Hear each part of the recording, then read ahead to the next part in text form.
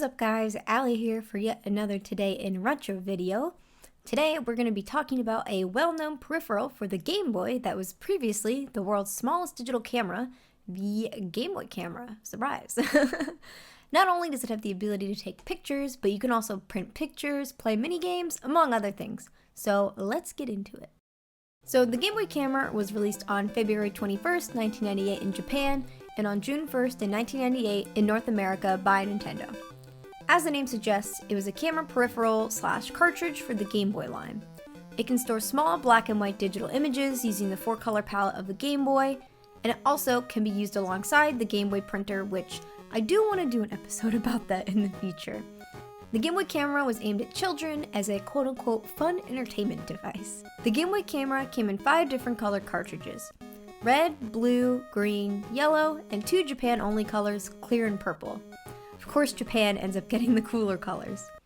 There's also a limited edition Legend of Zelda Ocarina of Time Game Boy camera, which had different stamps than the normal Game Boy cameras and was also only available via mail order from Nintendo Power. The Game Boy camera ceased production in 2002, and a year previously, the Game Boy Advance released in 2001. Fun fact, the Game Boy camera was featured in the 1999 edition of Guinness World Records for being the world's smallest digital camera.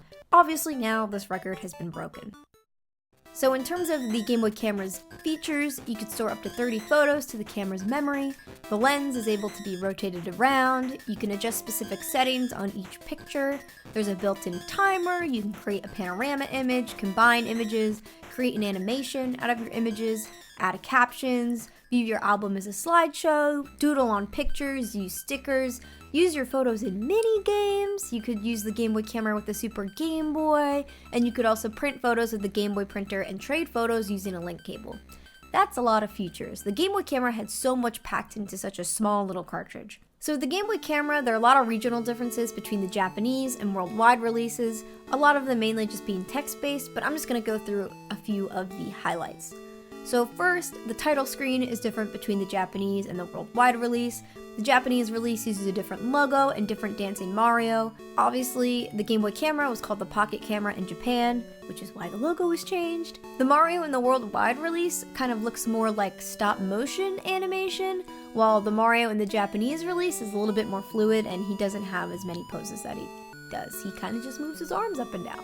Then for the main menu, the Japanese release uses bubbles and the worldwide release uses rectangles. I think that's pretty obvious just in terms of the text that they used. In the view menu of the game, for some reason it says sporadic vacuum in the Japanese version. What does that even mean? In the animation section of the game for the Japanese version, they use this cute little anime girl, but then for the international release, it's pretty boring and more of just like a standard, like, this is animation, blah blah blah. I think the anime girl looks cuter, personally. In the Japanese version of the print menu, for some reason there's a syringe. Why? I don't know. But yeah, that's a thing. The transfer screen is completely different between both versions.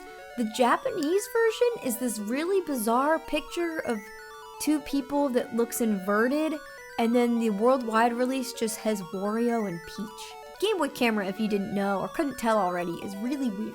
Again, also for the special screen, Japanese version has some really bizarre doodle, and then it just has Mario in the international release. There are also some exclusive pictures between the Japanese and the worldwide releases. I'll just put some of those up here. The ones that weren't included in the worldwide release are obviously a little bit more specific to Japanese culture and vice versa. It's also interesting to see some of the Japanese and international exclusive pictures in terms of which games and which IPs are featured. There are also some differences between the mini games. The boss in Space Fever is different between both versions. It also says congratulations in the Japanese version, but congratulations in the worldwide release. In the ball minigame, also some of the faces were changed. Similarly with the DJ minigame, again, some of the faces were changed, just a few text changes, nothing too huge.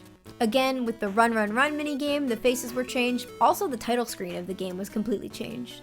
Obviously, there are also version exclusive frames. The first 3 frames aren't too different from each other, they're not too drastic, but once we get into the taller frames, so Japan got a Pokemon frame, which I love the original Pokemon art, so I'm a little biased towards it. We got a Super Mario World one. The next one is just the only difference is the Pocket Camera and the Game Boy Camera logos. Japan got a Blastoise frame while we got a Legend of Zelda one. And then next, interestingly enough, Japan got a Pikachu and a Clefairy frame, which, if you guys don't know, Clefairy was actually slated to be kind of the original mascot for Pokemon, but it ended up being changed to Pikachu. And then we got a Wario frame. And lastly, the international release has an exclusive Mario Kart 64 frame, which looks pretty cool. We're getting towards the end. Obviously, there's some differences with the stamps in each version. I won't go too much in depth on these, but what I do find interesting is that there are some Pokemon stamps that are exclusive to the Japanese version that weren't in the international release, so I don't know what's up with that, but there are also some Mario stamps that are exclusive to the international release, which is really cool. And lastly, probably one of the most infamous things of the Game Boy camera are the error faces.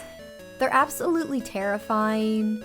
I don't really know what else to say about this, but obviously there are ones that are exclusive to the Japanese version and ones specific to the worldwide version. So yeah, we're gonna move on.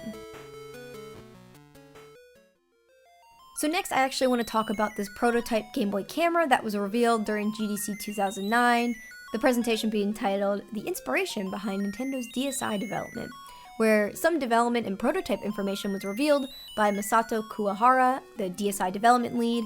He also, surprised, worked on the Game Boy camera and the Game Boy printer. He showed the original prototype of the Game Boy camera, which all I gotta say is, wow, this thing is, whoa. Personally, I really love prototype sort of stuff. I'm totally into that kind of thing, so it's really cool being able to see this because we don't normally get a glimpse of that kind of stuff from Nintendo. Apparently, the camera wasn't initially well received by Nintendo, but once they started to collaborate with Hirokazu Tanaka, who is the president of Creatures Inc., they collaborated on the software for the camera. It actually became a success. So pause real quick on the video. Originally, this next section was going to be about the Game Boy camera successor called the Game Eye, and also another unlicensed Game Boy camera successor by Nyko called the Worm Cam, but I realized I went so in depth with my research on the both of those that it might as well just be its own video. So look out for that as sort of a sequel slash kind of part 2 to this video. I really just want to stick to the Game Boy camera in this video. So continuing on. The Game Boy camera is one of my favorite peripherals for one of my favorite systems of all time. It's just so goofy and out there, and it was a really innovative product released by Nintendo, and it really just says Nintendo all over it. I also really have to credit the Game Boy camera for initially getting me into creating chiptune music, which I'm pretty thankful for. I've really been wanting to make a video on the Game Boy camera for a while, but not gonna lie, I got a little bit discouraged because I saw other people releasing videos about the same subject, which it is inevitable with YouTube, so I figured, you know what, I'm still gonna put out my video, I'm gonna put my own spin on it. So I really hope you guys like the video in that case. Also, I feel the need to mention, I was originally going to completely record this video with a Game Boy camera, but that did not end up happening. Anyway guys, I hope you liked the video. Let me know what other topics you'd like to see me discuss in this series, and like I mentioned, I plan on creating a follow-up slash part 2 to this video that discusses the different Game Boy camera successors. Thanks for watching, and make sure to check out all my other social media, and I stream every day on Twitch at 6 p.m. Eastern, so come say hi, and yeah, that's pretty much it. I'll see you guys around. Bye! The Game Boy camera... The Game Boy camera ceased production in 2002, and then after that, the Game Boy Advance. Crap, that doesn't make sense. Personally, I really like some of these Pokemon frame. Crap. So next, I actually really want to talk about this Game Boy camera prototype. It was revealed during GDC 2019. 2019? So pause real quick. Originally, this next section was going to be about the Game Boy camera successor called the Game Eye. Oh my god. So pause real quick on the video. Originally, this next section...